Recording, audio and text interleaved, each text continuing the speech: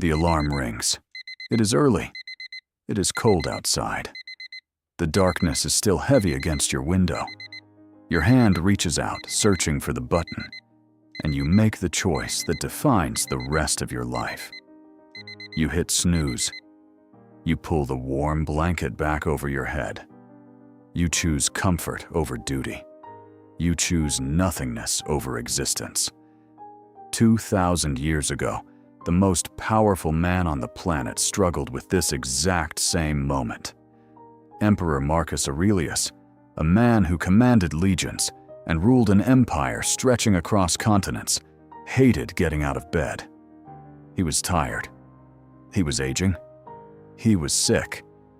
But he didn't have a snooze button. He had a philosophy. In his private journal, he wrote a brutal conversation to himself. He said, "At dawn, when you have trouble getting out of bed, tell yourself, I have to go to work as a human being. What do I have to complain of if I'm going to do what I was born for? Or is this what I was created for? To huddle under the blankets and stay warm?" Look at yourself. Look at the hours you have wasted today alone. Scrolling. Waiting. Procrastinating. You are hiding under the blankets of distraction, avoiding the very work you were put on this earth to do. Today, we are going to tear that blanket away. We are going to dive into the darkest, most powerful Stoic tool ever created to destroy laziness. We will look at time the way the ancient Romans did. By the end of this video, you will never look at a clock the same way again. We all suffer from the same delusion. It is a mass hallucination, a lie we whisper to ourselves every single day to excuse our inaction.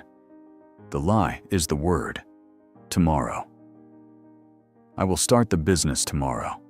I will fix my health tomorrow. I will spend time with my family tomorrow. I will finally become the person I am meant to be tomorrow. Seneca, another great Stoic master, watched the people of Rome run around chasing wealth and status, constantly delaying their own happiness and purpose. He was disgusted by it. He wrote, "People are frugal in guarding their personal property, but as soon as it comes to squandering time, they are most wasteful of the one thing in which it is right to be stingy." Think about how aggressively you protect your money.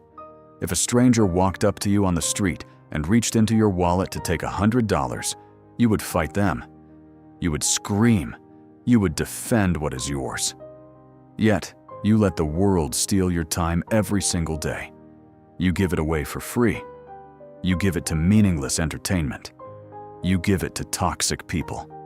You give it to scrolling on a glowing rectangle for hours, hypnotized, letting the most valuable resource in the universe slip through your fingers like sand.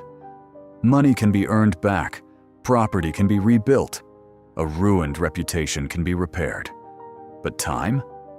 Once a second passes, it is gone forever. It is swallowed by the abyss of history.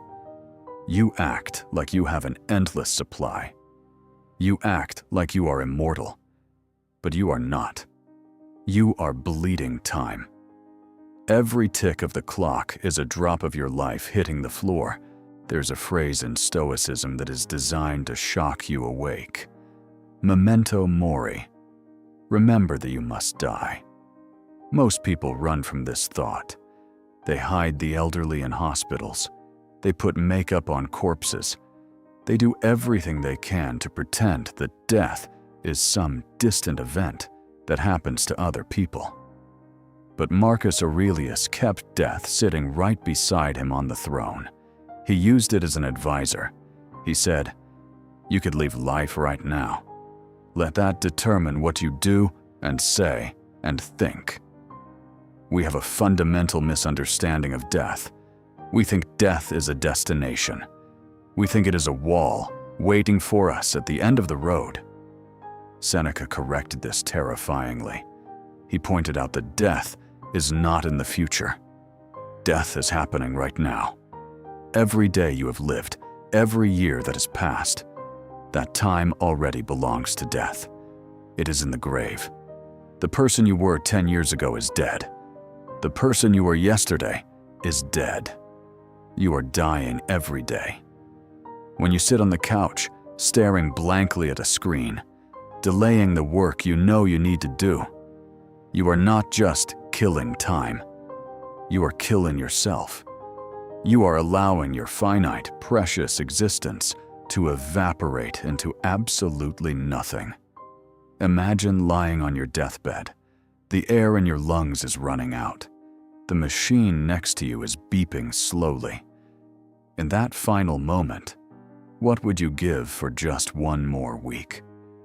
What would you give for one more healthy day to finally do what you always said you would do? You would give every piece of gold on earth for the exact 24 hours you have right now. Stop living as if you have 10,000 years left. The clock is ticking. The hourglass is almost empty. The shadow is moving across the sundial. Memento Mori. Let it scare you. Let it burn away your laziness. So, how do we fix it? How do we build the discipline of an emperor? You stop looking at the mountain and you look at the step right in front of you. Marcus Aurelius did not govern the Roman Empire by trying to do a million things at once. He practiced something called the discipline of action. He told himself, concentrate every minute like a Roman, like a man, on doing what's in front of you with precise and genuine seriousness, tenderly, willingly, with justice, and on freeing yourself from all other distractions. Action is the only cure for anxiety. Action is the only cure for laziness. You do not need motivation. Motivation is a weak, fleeting emotion. It comes when the sun is shining and you had a good cup of coffee. But motivation disappears the moment things get hard. You need duty. Think of a bee. Does a bee wake up and ask itself if it feels motivated to make honey today? Think of a horse. Does a horse need a motivational speech to run? No. They just do what nature designed them to do. You were designed to work. You were designed to build, to struggle, to lift heavy things, to solve complex problems, and to endure.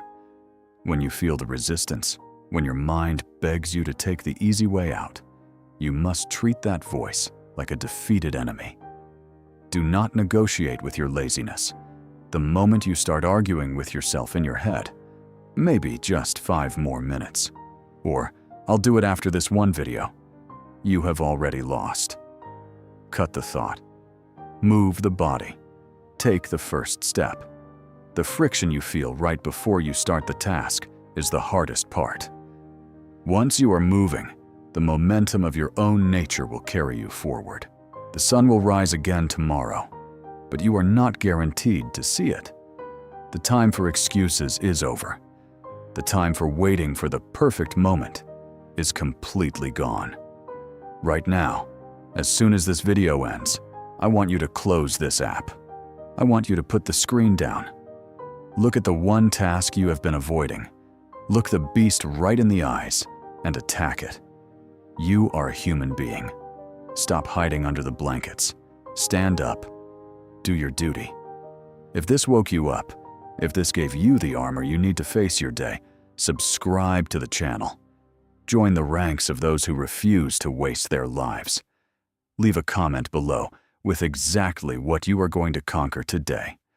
Put it in writing. Make it real. The clock is ticking. Act accordingly.